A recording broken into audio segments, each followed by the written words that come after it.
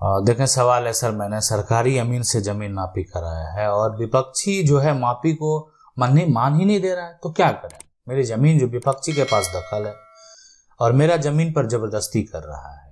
देखें, कोई भी जमीन है तो जमीन का जो नापी होता है, नापी कहने का मतलब है मेजर करना, मापना, ठीक है। तो बहुत लोग उसको नापी भी बोलते हैं, बहुत लोग उसको मेजरमेंट करना बोलते हैं। तो जो भी है, जमीन का को नापी करना यानी अमीन के द्वारा जो है इसको किया जाता है।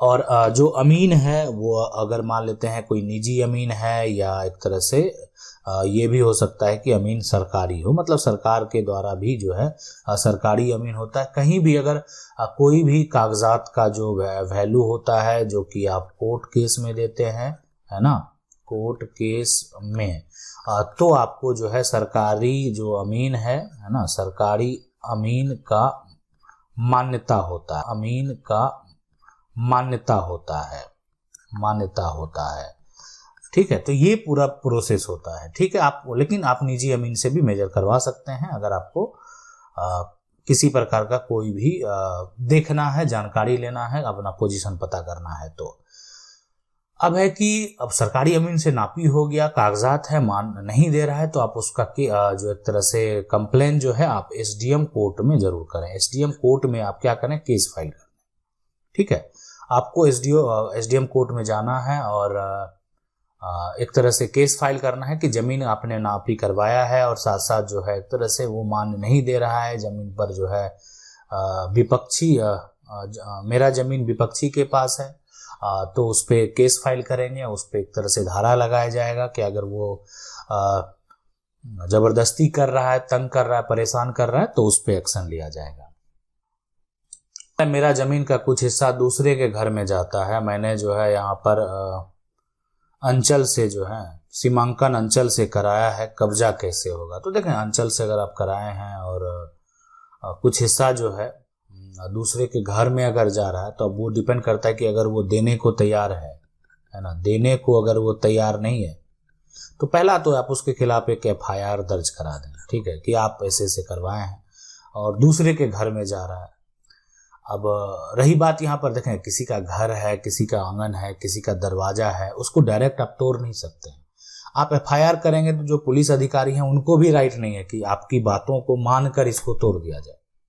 आपने क्या कराया, आपने ठीक है, आप मैंने जमीन की नापी कराया, आपने उस जमीन को मेजर करवाया, पूरा प्रोसेस करवाया, अंचल से करवाया, लेकिन उनको वो राइट नहीं है कि सिर्फ उस आधार पे जो है डायरेक्ट किसी का घर तोड़ दो। कहीं घर बन चुका है, कहीं कुछ तोड़ने वाली बात है, तो इस तरह का जो समस्या है उसका पावर, अब अधिकार जो दे दिया गया वो सिविल कोर्ट को दे दिया गया, तो जो भी होगा वहीं से होगा। तो अंचल से आपने कराया, तो इस तरीके से जो अगर बात करें कब्जा होने की, तो आप उसके खिलाफ एफआईआर जो है करा सकते हैं। और आप चाहें तो जो है एसडीएम कोर्ट में जो है यहाँ पर या एडीएम कोर्ट में आप केस भी फाइल कर सकते हैं उसके खिलाफ। उसको जवाब देना पड़ेगा कि आखिर वो अपने जगह पर सही है कि नहीं। एक विकल्प बचता है कि आप कर सकते हैं, उस प्रोसेस को फॉलो कर सकते हैं, और अगर लगेगा कि व्यक्ति के द्वारा गलत किया जा रहा है तो उस पर कार्रवाई जो है वो किया जाएगा। सवाल, हमने एक दुकान खरीदी और जो है उस दुकान को किराए पर दे दिया, 6 माह के बाद उसने किराया बंद कर दिया।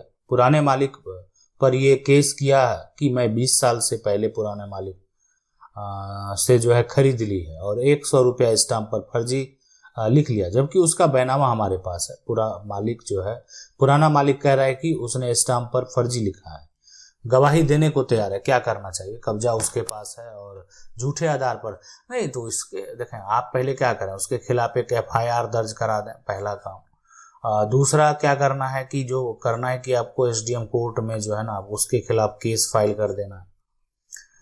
और अब ये सब करने के बाद जो है आपको लग रहा है कि उस पर तो धोखाधड़ी 420 का मुकदमा दर्ज कर देना है, 120 का मुकदमा दर्ज कर देना है, और उस पर सभी धाराएं जो है आरोप लगाने हैं, ताकि अगर ये साबित हो जाता है तो उस प्रकार के व्यक्ति को डायरेक्ट अब जेल जाना पड़े, ठीक है। धोखेबाज जो है, फ्रॉड जो है, जब ये साबित, जो मामला सिविल का होता है ना, जब ये साबित हो जाता है कि ये तो धोखेबाज है, ये तो घोटालेबाज है, तो फिर जेल जाना ही पड़ेगा, ठीक है। तब तक आप बाहर रह सकते हैं, केस की प्रक्रिया चल रहा है, हो सकता है कि आप बाहर रख सकते हैं।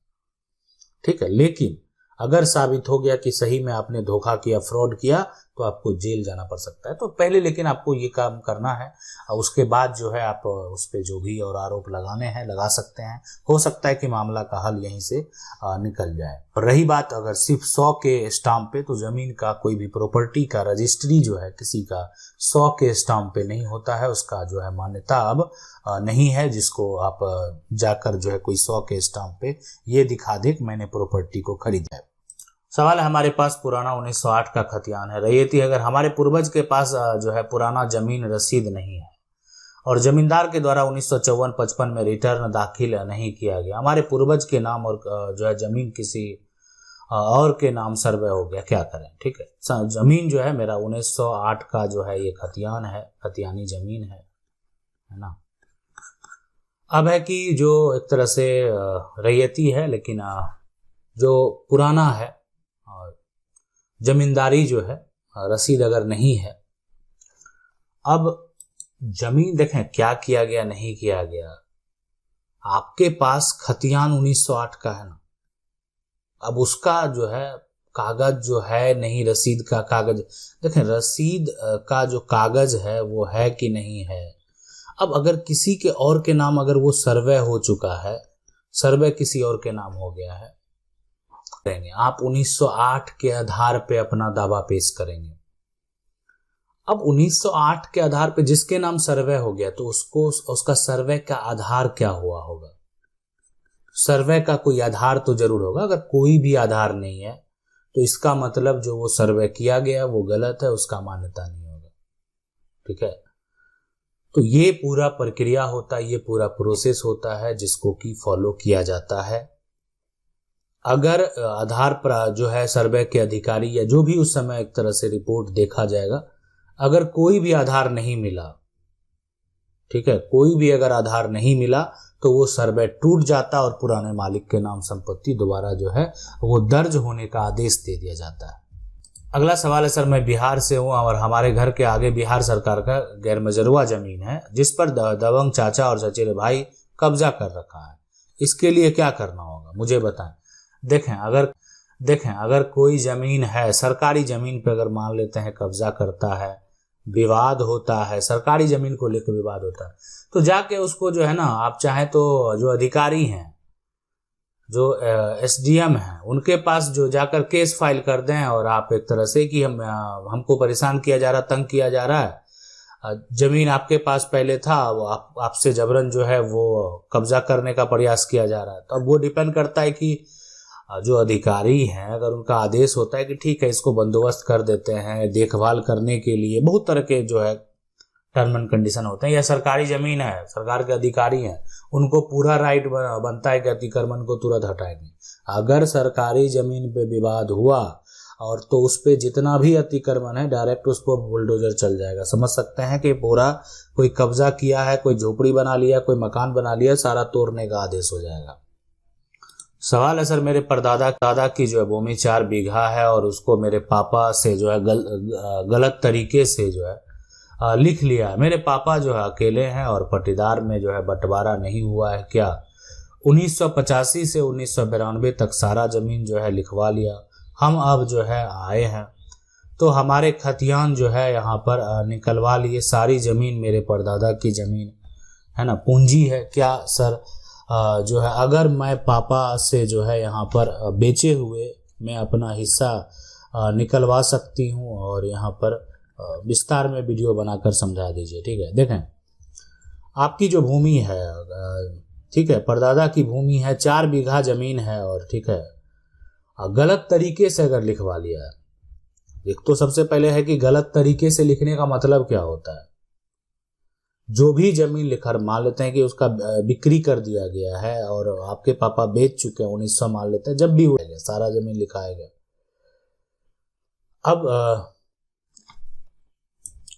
अगर मान लेते हैं कि मामला आज का तो है नहीं, पिता ने जमीन बेचा है, पिता ने अगर मान लेते हैं कि गलत तरीके से बेचा या जैसे भी बेचा, लेकिन जमीन का अगर रजिस्ट्री हो गया है और रजिस्ट्री पे क्या लिखा गया, इसलिए कि बहुत लोग जो एक तरह से रजिस्ट्री पे डॉक्यूमेंट पे लिख देते हैं कि हम अपना परिवार जो है परिवार का कर्ज या जो है बेटी की पढ़ाई के लिए अपनी जो ज़मीन है वो हम बेच रहे हैं, या बेटी का विवाह के लिए हम अपनी ज़मीन को बेच रहे हैं, तो उस केस में फिर ये दावा करना जो है वो इतना आसान नहीं होता है कि आप 1985 और जो है 1900 जो एक तरह से 90 में बेचे गए ज़मीन पर आप दावा करें और उसको कैंसिल करवा लें।